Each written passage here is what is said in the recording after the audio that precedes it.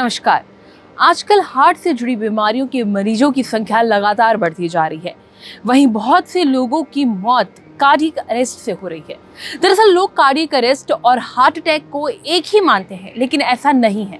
जी हाँ, बता दें कि कार्डियक अरेस्ट होने पर हार्ट की फंक्शनिंग अचानक बंद हो जाती है, जिसकी वजह से इंसान की मौके पर मौत हो जाती है। वहीं कार्डियक अरेस्ट होने पर इंसान के दिमाग में भी खून की सप्लाई बंद हो जाती है, जबकि हार्ट अटैक में ऐसा नहीं होता है। आपको बता दें, कार्डियक अरेस्ट होने से पहले आपकी बॉडी कुछ संकेत देती है, जिसे भूलकर भी इग्नोर नहीं करना चाहिए। चलिए जानते हैं खुद एक्सपर्ट से क्या कहना है उनका इस बारे में।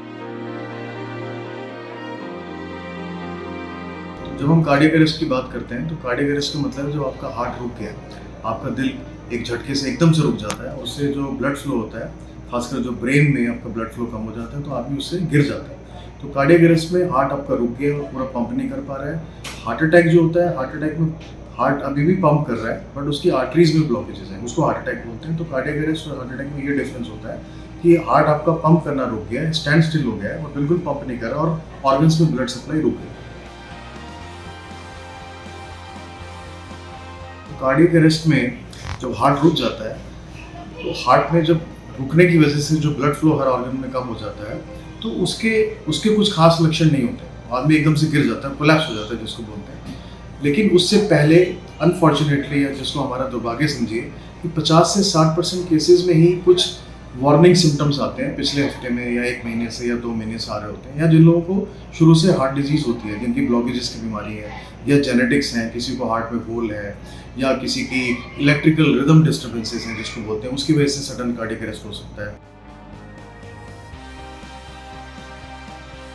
लेकिन इसके कुछ खास सिम्टम्स होते हैं जो केवल 30 से 40% लोगों में मिलते हैं। वो होते हैं जैसे आप जब चल रहे हैं तो थक रहे हैं, या चलते हुए पसीना आ रहा है आपको, या आपकी छाती में भारीपन आ रहा है, छाती में जकड़ाहट हो रही है, आपको पसीने के साथ आ रहा है और आप फेंटनेस हो रही है, फेंटिंग हो रही है, जैसे आपको गिडिनेस लग रहा है, आपको लग रहा है आप गिर जाएंगे चक्कर खाते हुए, या हो सकता है कई मरीज आते हैं जो गिर चुके हैं। तो ऐसे लोगों को खतरा होता है कि कार्डियक अरेस्ट हो सकता है। कई लोगों में जो कार्डियक अरेस्ट है उसके जो सिम्टम्स होते हैं वो सांस फूलना होता है, कि आप सीढ़ी चढ़ रहे हैं तो आप थक गए हैं, सांस फूल रहा है आपका। तो ये कुछ लक्षण है जो काफ़ी मरीजों में हमें मिल सकते हैं।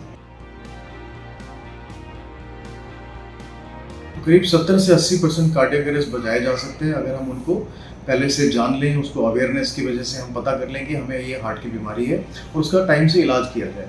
30 से 40% केसेस में कार्डियक अरेस्ट बचाए नहीं जा सकते हैं, हम प्रिडिक्ट नहीं कर सकते कब किसको कार्डियक अरेस्ट होने वाला है।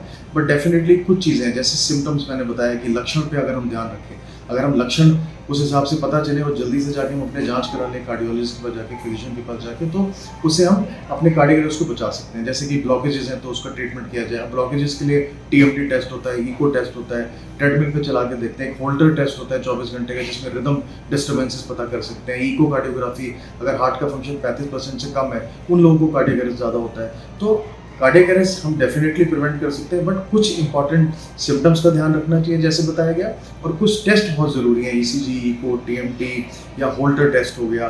कई केसेस में एंजियोग्राफी की भी ज़रूरत पड़ती है। हेल्थ से जुड़ी इस तरह की और भी वीडियोस के लिए लॉग इन करें thehealthsite.com पर।